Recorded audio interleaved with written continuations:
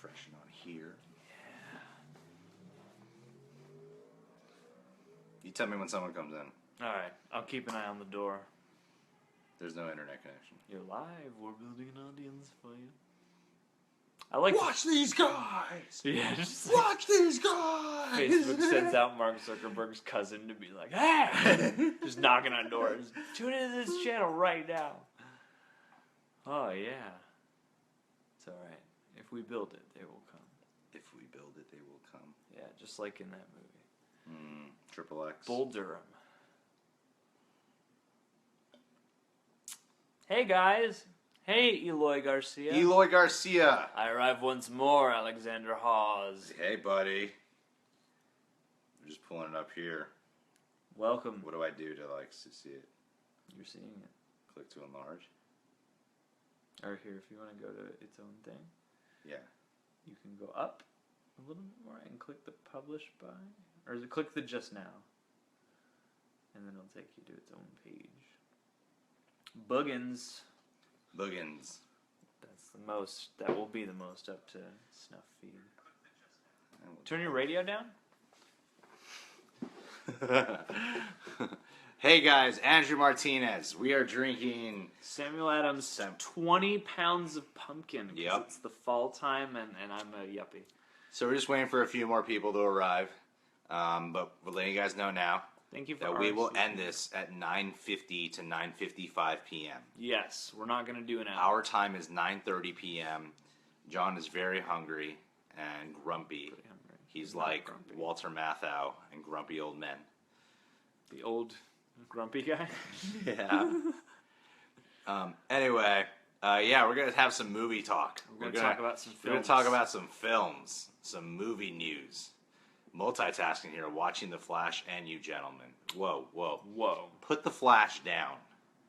Put the Flash down. You can binge watch The Flash. This shit is live. This shit is live. This is a once in a lifetime opportunity that'll occur probably later on in the week or next week. Yeah. You better get your attention. You know the words. Because we're ready. Because we're ready to go. All right. We're prepped. How come there's so much more people? You think our fans just all watch There are 10 at least. There's 10? 9. Why are not more people chiming in? We're not going to have this movie talk. All right, Eloy, fine. I guess I'll forgive you. You can read The Flash. It's all right. You see, if we did this on YouTube, there'd be thousands of people. We do this on Facebook because we're trying to keep it exclusive. Yeah. For you. Just for you For guys. you. Specifically, Eloy Garcia. And Andrew Martinez. Yeah, man. He didn't even answer a question. Oh, and Alexander Hawes, too. Oh, some loves. Yay. Alexander Hawes, that shower can wait, my friend. Can. I'll tell you, I've been showering without 5 days straight lately, and I look great. Look at me. Look at me. I look fresh. I smell good. No. My shit still smell all right. I'm telling you, man. I know what it's like to not shower for a while, and sometimes ladies like it. Tim Miller for the Flash movie. The state of your anus, if it makes your shit smell worse. Christine? Is that a girl? I would assume. It's always nice to have a Not female you. sub. You're part of the 10% demographic of our YouTube channel. Oh, I'm sorry. Are you on a computer now? I hope so. Well, all right. I guess we'll kick off this Let's movie just talk. get Let's into just get into it with you guys. You guys, are starting VIPs. small, starting fresh. Let's do this. Let's kick it. So there's a few specific ones we wanted to cover. That's right. John Wick, director. John Wick Part 2. Well, not no, Chapter 2. no. What about John Wick Chapter 2? Oh no, that's right. We're not talking about that. We're talked talking about, about Deadpool 2 and how they want to get the director of John. Hey, Julian Jones. Who they want? Oh wow! Segue. People are suddenly tuning in. Logan Burns. Hello to New Zealand. New Zealand. Logan. Dude, that's where they filmed the great Hobbit films. I love those movies as much or as equal to how I love Lord of the Rings. Yes. Okay, so Deadpool 2. They want to get the director of John Wick for this. Now, from my understanding, this guy has only done John Wick and John Wick 2. I don't know of other films he's done. I know he was more involved with like visual effects before. Oh, okay. Yeah, and then that was Tim Miller's deal too, right? Yes, They yes, were both it was. involved with visual effects? Tim Miller was involved with visual effects before, and he has a visual effects company which allowed him to do Deadpool for cheap. I have a laptop here to make sure I get some facts right. Because God knows I don't know anything. You know a lot of things. That's not true. Show them. You don't need to butter me up.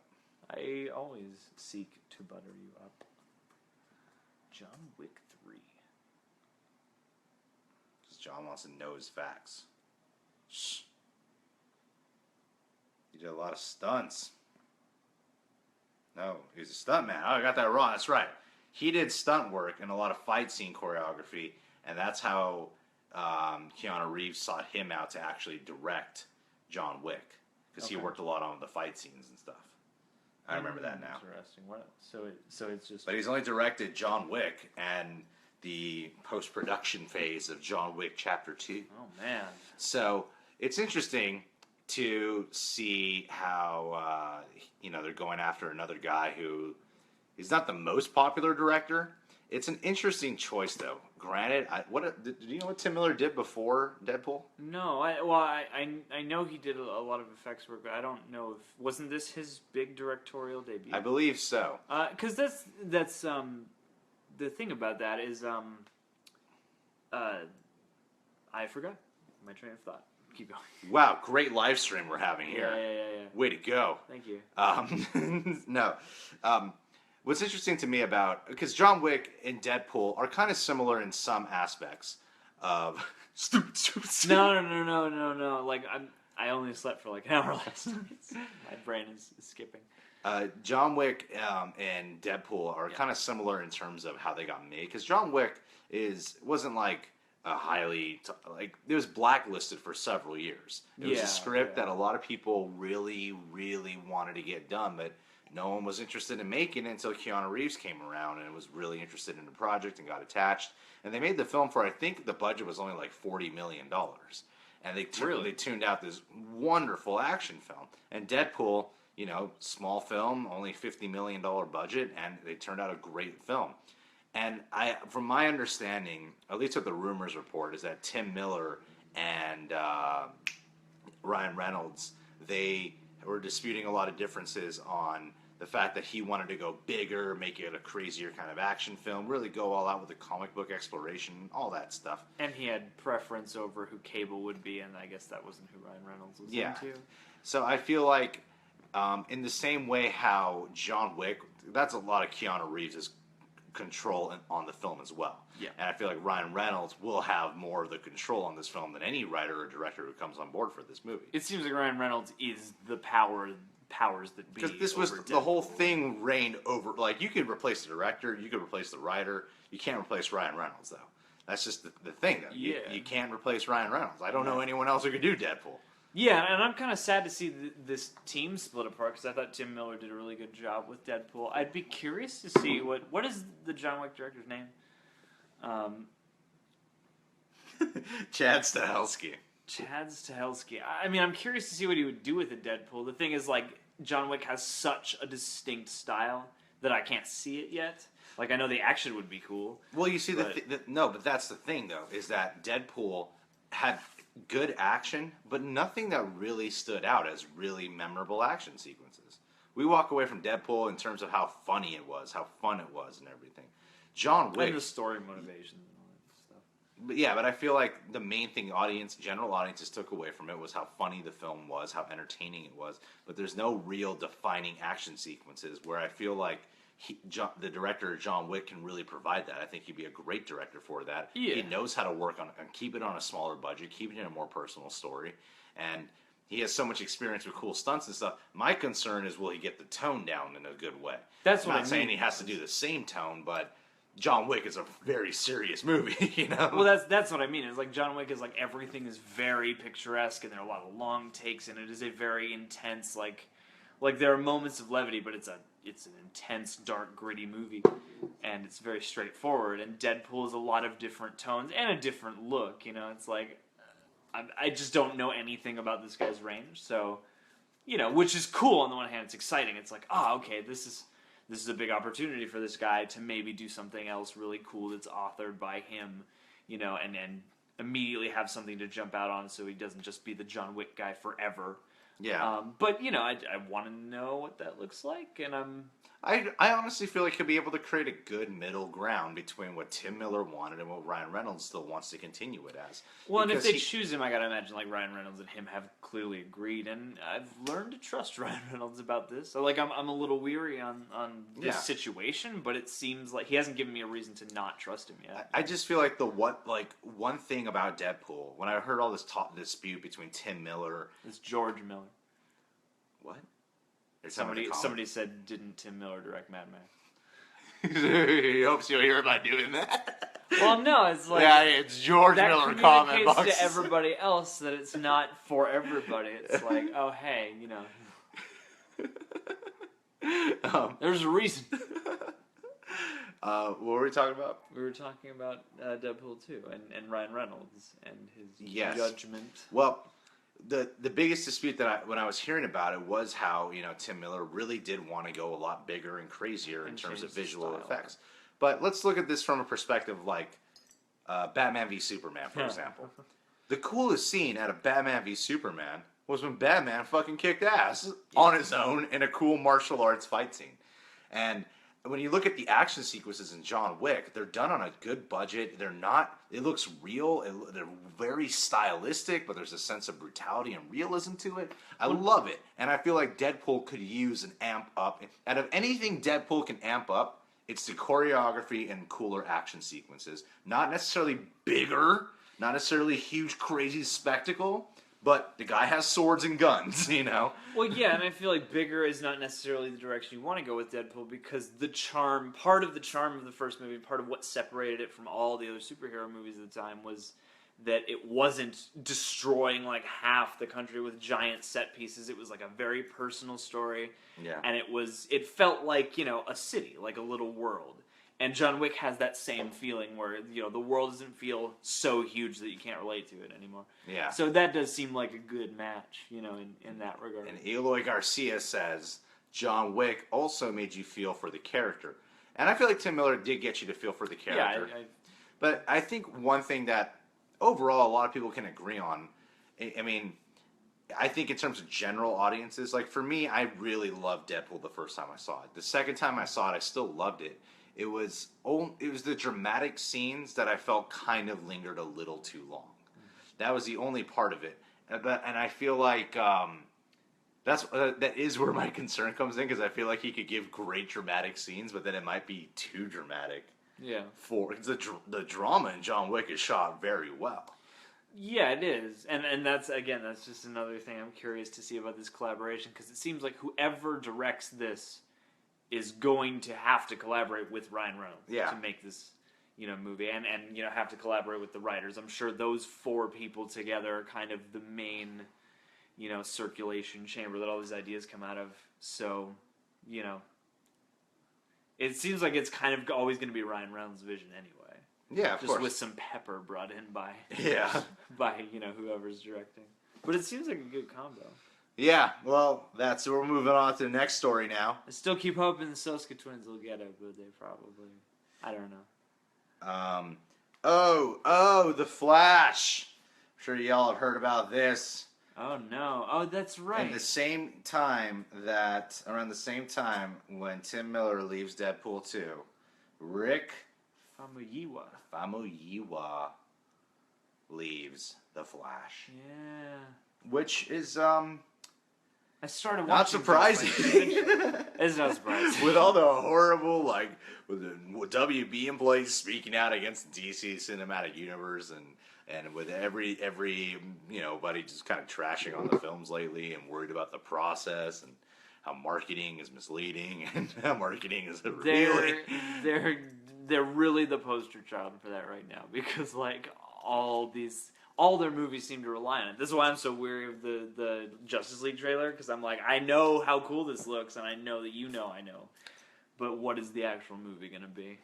Yeah, because he did something. I didn't see all of Dope, but I saw a good amount of trailers and a lot of Dope looks awesome. A lot of clips, and it was interesting hearing that they were going to get this guy to do the Flash, because I was like, that could be different. But then knowing DC, the Yeah. way they operate, I'm like, how different like, will they allow this to be? Your though? producers are gonna freak out and recut the movie and then release an extended edition later anyway. So just Yeah. how much does a director get to do on one of these movies?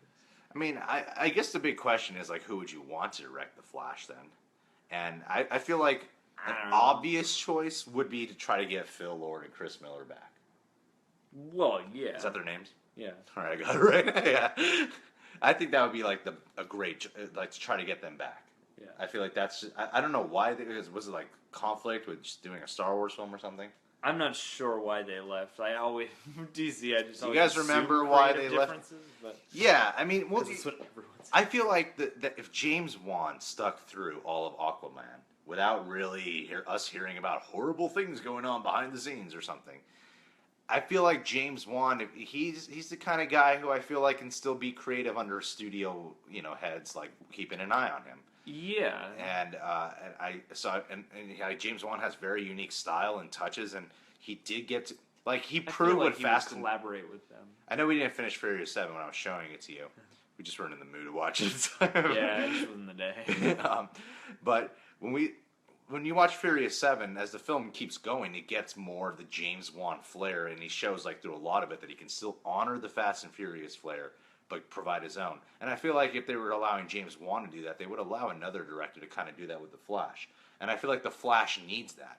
My concern is that the Flash TV show is, like, the best thing DC currently has going on.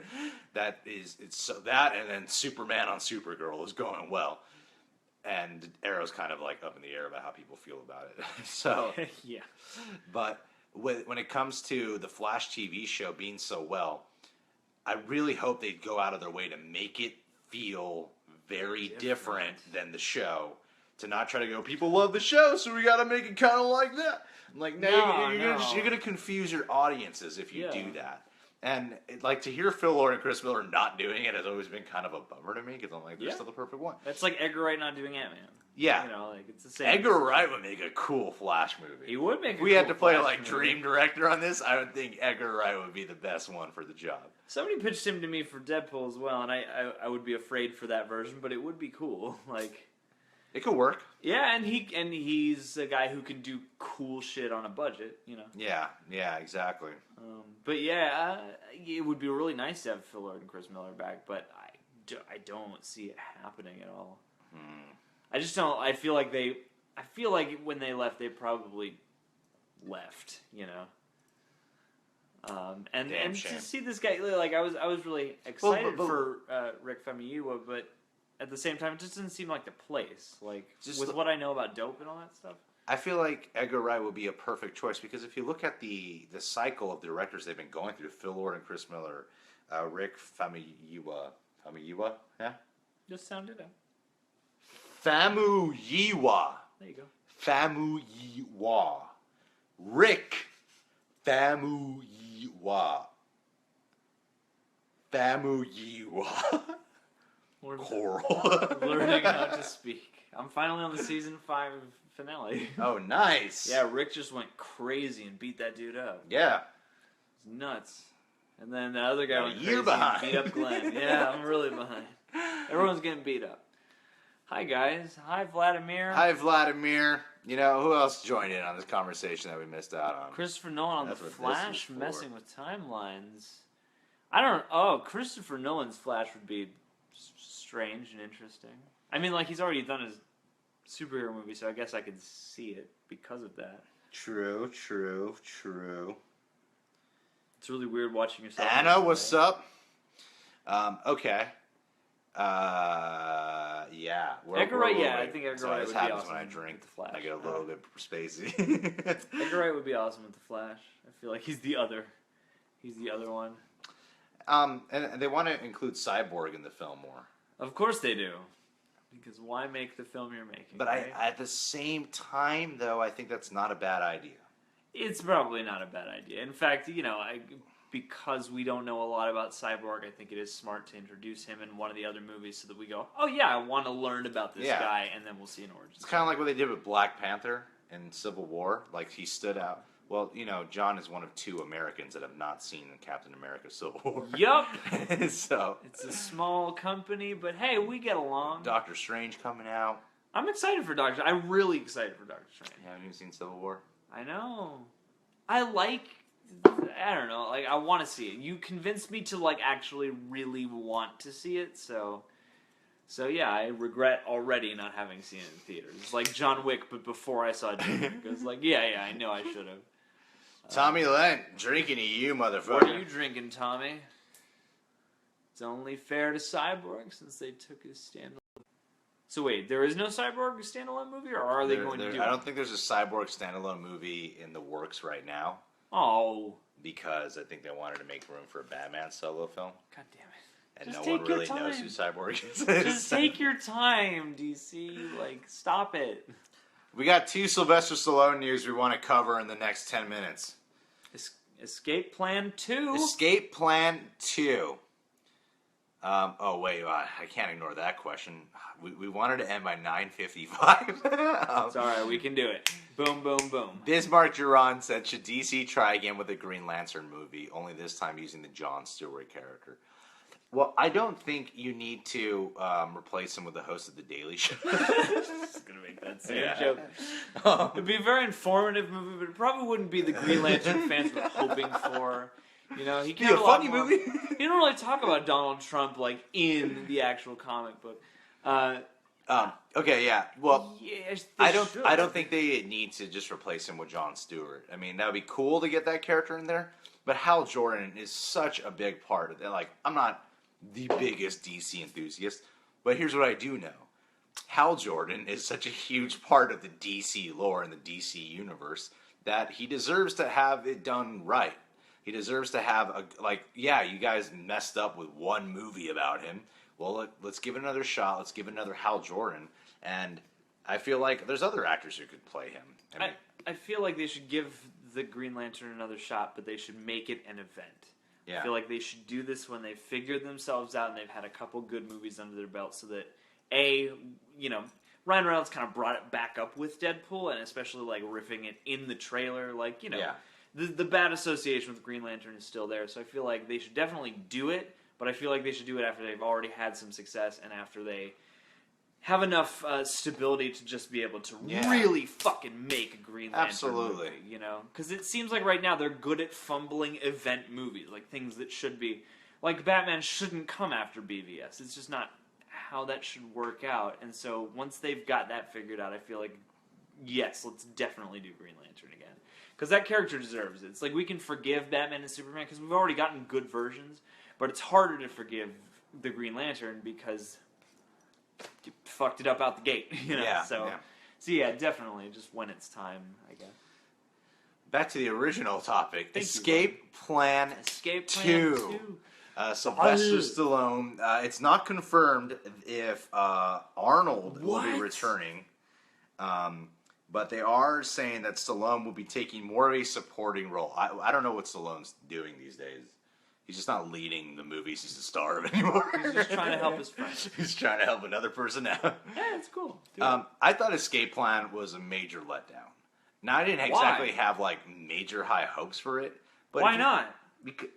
Because it's Arnie and Sly in their first movie starring together. It's sitting across from each other. It's not Schwarzenegger making a cameo in an Expendables movie. This is them... they're star and star in one movie together, and the whole time. Correct me if I'm wrong, but that trailer for that movie, as I recall it now, which may be very poor, but it seemed like the whole trailer was setting up a situation where they're talking to each other so that Stallone can go away from Arnold Schwarzenegger. I'm about to watch a movie about a guy leaving Arnold Schwarzenegger's presence, and I want to see those dudes together doing cool shit. Yeah,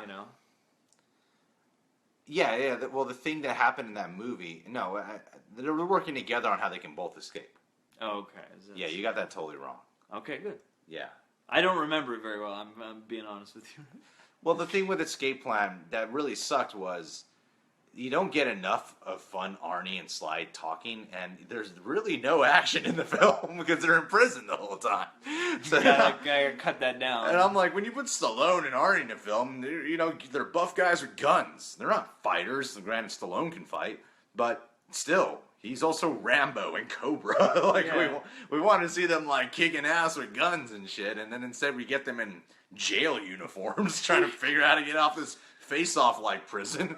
It's the one place where you're not gonna get any of that cool action in jail. I would not be interested at all in seeing an Escape Plan 2 if Arnold is not in it. I'm just Unless, what's the point of watching this if Arnold's not in it too? Here's how it could work, Greg. Is you take the Escape Plan franchise and make it the Expendables, but a one-on-one version. So each one has like a different cool action star, and then they make up for the letdown with the first movie and let them both kick ass together. Interesting. So make it like a Stallone featuring Dolph Lundgren this time, or Stallone featuring some other dude, Wesley Snipes. You could do that. Because the plot of the setup of Sylvester Stallone's character in Escape Plan is that he kind of goes to prison so he can escape from them to test out how reliable these prisons are or some shit. Yeah, exactly. It's like what they get hackers for now. Yeah, but then he gets put in an actual prison where he just can't escape from it. Yeah, where it's like a super advanced prison. He's been framed to be in prison. Billy Crudup's here. Something must be wrong. It was Jim Caviezel. They're the same guy. Have you ever seen them in the same room together before? I told you. No, they both were played both Superman. on set of Passion of the Christ. When did Jim Caviezel play Superman? Dr. Manhattan's basically Superman. That was Billy Crudup. Yeah, for Jim Caviezel. Jim Caviezel, Jesus. It's basically Superman, yeah. Or no. Jesus technically was the first superhero if you look at the Bible as a fictional piece. Yes. Maybe you look at it as, and it's got some structural similarities. Wait, someone asked a question. About Norman Reedus. Norman Reedus playing, yeah, who said that? Who said that? Who talked while Kurt was talking? Alexander Hawes asking about Norman Reedus playing Ghost Rider. Could not have been a more perfect choice. You know what I haven't talked about this whole time? What? Nightwing. Nightwing is one of my all-time favorite comic book characters. John, vouch for me on this. This is true. He's got a whole Nightwing movie series. He's told it me about many times. So, Nightwing's one of my all-time favorite comic book characters. And I really feel that the fact that people are actually asking for Steven Yeun to be Nightwing is huge. That's being fucking incredible. That's wicked. As an Asian man myself, full-blown Korean. I'm half Filipino. I don't know if you know this about me, but I come from Thailand. 1/19th Thai. When I'm hearing so much talks about, like how Asian American actors are pretty much getting dicked over in Hollywood a lot these days. But I feel like Steven Yeun is the first Asian American actor to really be hitting the market without having to do like martial arts or something. He was on the cover of Entertainment Weekly, alone, on the cover of Entertainment Weekly. People love Glenn. People love Glenn, and when his eyeballs popping out, how can you not love him? How can you not feel for that guy? I haven't even seen it, and I feel for him. Alexander Ross. I just thought you were a Mexican. He's very blunt. You gotta learn how to phrase your sentences. Or he just meant it that way. You from Mexico? You a Mexican? I thought you were Mexican. Yeah, so Steven Yeun is... Because Dick Grayson, him being white is not integral to the story at all. Yeah, it doesn't really matter. It's not like the Iron Fist upset that I feel happened, where it was like... Because I'm like, the Danny Rand character is a guy who was white, he gets this whole cultural shock and raised by Asian people. Yeah, like the culture gap was always a part of that. Yeah, that was a part of that. Here, it's like, Dick Grayson lost his family when he was really young. He's an orphan, and he was raised by Bruce Wayne. Why not make him an Asian guy? I think that'd be so cool to see. And Steven Yeun didn't do any martial arts. And maybe, I don't know if he does in real life, but how cool would it be if he learned how to do martial arts with this movie? Yeah. I think Steven Yeun would be a great Nightwing. I'm totally for it. Any other actor, I would just feel like no one wants to play Robin. Yeah, Nightwing is like cool Robin. Yeah. The Robin you want to play. But again, maybe you should just do that. Take every Walking Dead actor and make them a notable superhero. Because Norman Reedus, yeah, he could play Ghost Rider because he's basically Ghost Rider in The Walking Dead. Yeah.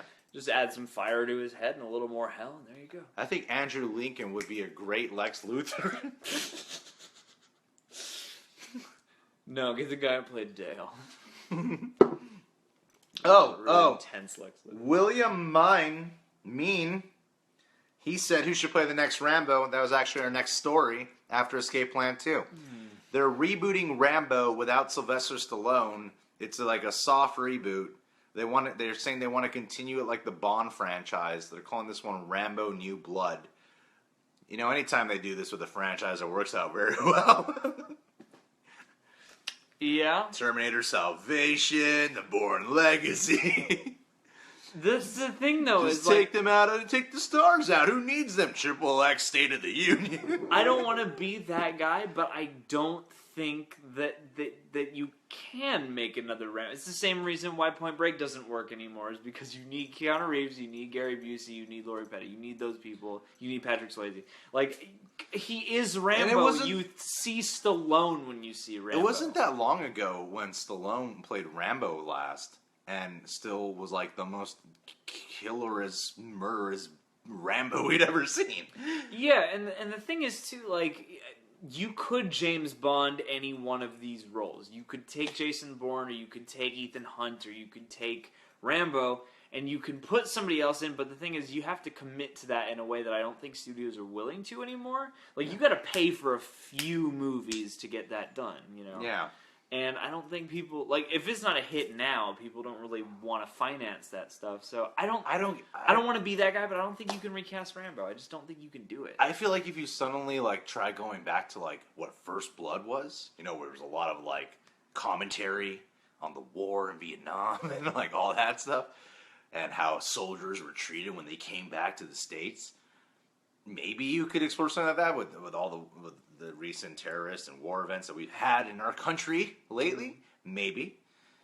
But don't call it Rambo. It's like make a new fucking movie that said, yeah, we were inspired by Rambo. I would way more watch a movie that gladly admits is inspired by Rambo instead of saying Rambo New Blood and Stallone not being in it, because I'm like, why the fuck would I do that? Well, I honestly, I feel like that's how this stuff works, and it goes in across all genres. We experience it a lot with horror, is like, who can take over this mantle, or how can we reboot this? And I think what a lot of people want is something that scratches the same itch without trying to be the exact same thing. So it's exactly like you said. If I always harp on Point Break, but if they took the Point Break remake and went, extreme sports action caper with a little ecological spin, we make something that's a tribute. We love tributes now a lot more than we love rehashing. So yeah, if you made something that fills the void Rambo left, but is a different character, and made a badass movie with cool action that has the spirit, that's the way you do it. But it's not Rambo, you know? I just feel like you can't, if anything, call it a different thing and do what you did with Creed. That's the one way I could see it possibly working. You put Rambo in the supporting role, you give someone else the title of the movie, and you put Rambo in there to pass off the torch in some capacity. That's the only way I can see it, but don't call it Rambo. But even then, it's like, even then you're passing it on to somebody whose movies will feel different, or they at least should feel different. Because if they feel too much like Rambo, it's the uncanny valley, and we'll know it's not Rambo. It's not Rambo. So, like, that's the conundrum of these things. So, should they reboot it without Stallone? I don't think so. I just think it would be so unnecessary. Hey, is our Wi-Fi, is our internet still working, guys? People are still responding in real time. We only have 10 people? 11. That's it?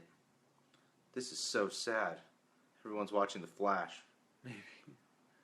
Oh, maybe. Everyone's watching The Flash. Why does The Flash take away all our views? It's like they put more content on their stuff than we do. It's almost like they have a network, television network. Okay, our last story that we wanted to talk about, there's other stories because we covered stories last week. The last one I wanted to talk about was Christopher Nolan continues to kick ass in Hollywood. Dude, fighting the good fight. They're releasing Dunkirk, getting an early release in 35mm and 70mm formats. Yes.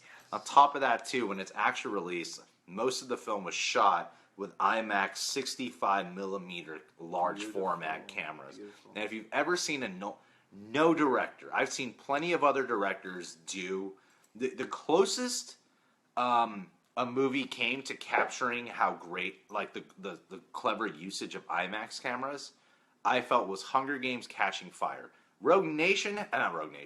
Ghost Protocol has some pretty cool IMAX moments, but I feel like Nolan, when it comes to the IMAX usage of the cameras, no one does it better than him. No one does it more fluidly than he does. His transitions are just brilliant.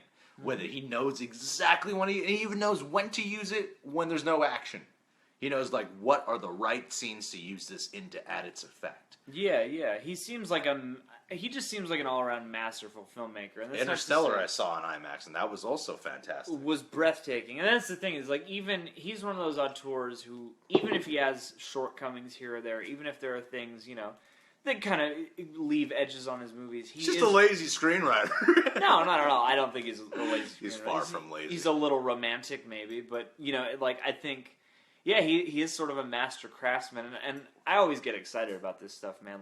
Like to have, I don't think I'm not one of those people who thinks that only there should be film. Like, I like a lot of digital stuff, too. We use that technology all the time, but I am really happy to see people, preserving film, because there is nothing like it, and there's something to be said for that physical media, and I'm always excited for what he does, because not only is it going to be tangible, but it's also going to look amazing, probably, and have a really good story behind it, so it's the perfect synthesis of, format and form and story. Nolan is probably the greatest marketing person of all time. Yeah.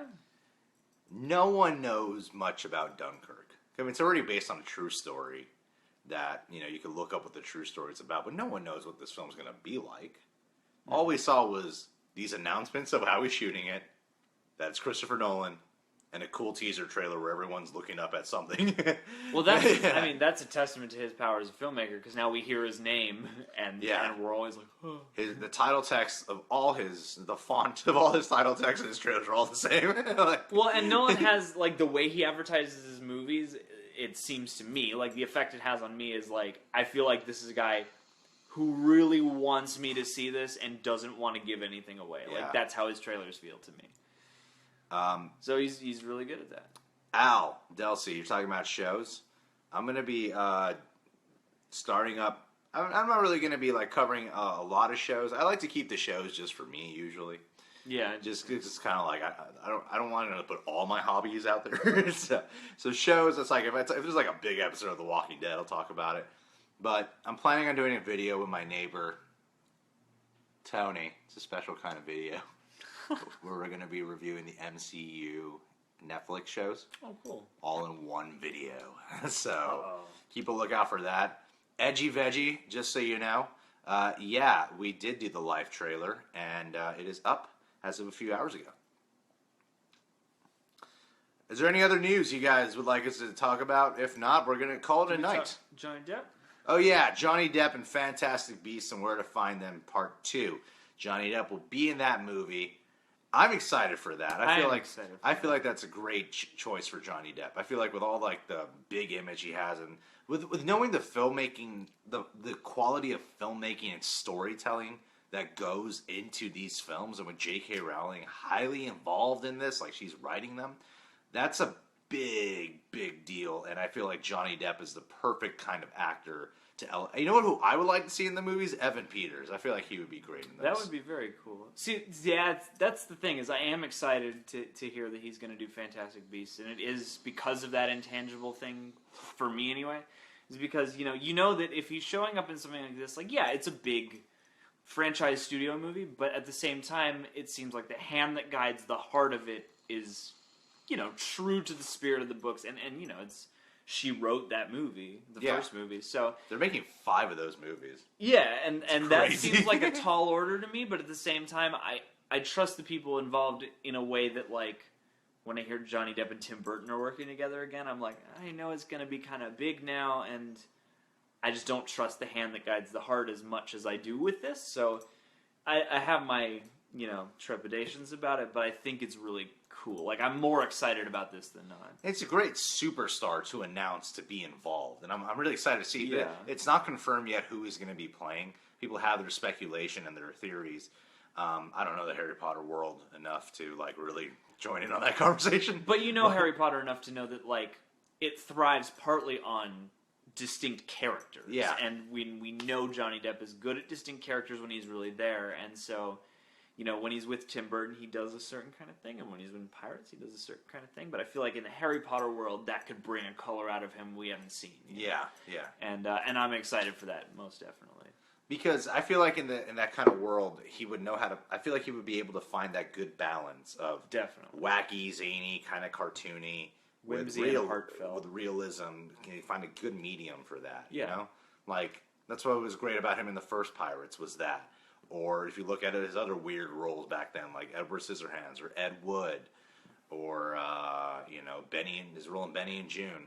He was always both human and character. Yeah, there's always quirkiness and weirdness to them, and I feel like he's a perfect actor for that. Mm-hmm.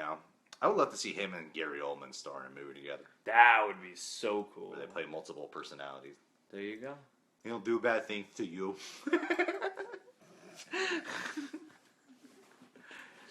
I'm so creeped out when you do that.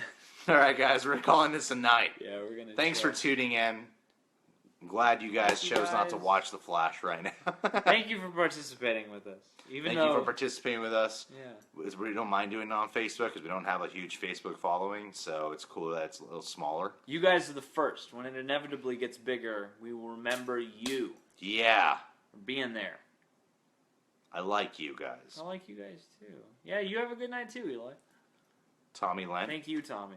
We had a friend in school named Tommy once. Yes, go shower. Clean yourself. Christine, appreciate you being a woman. Cleanse yourself.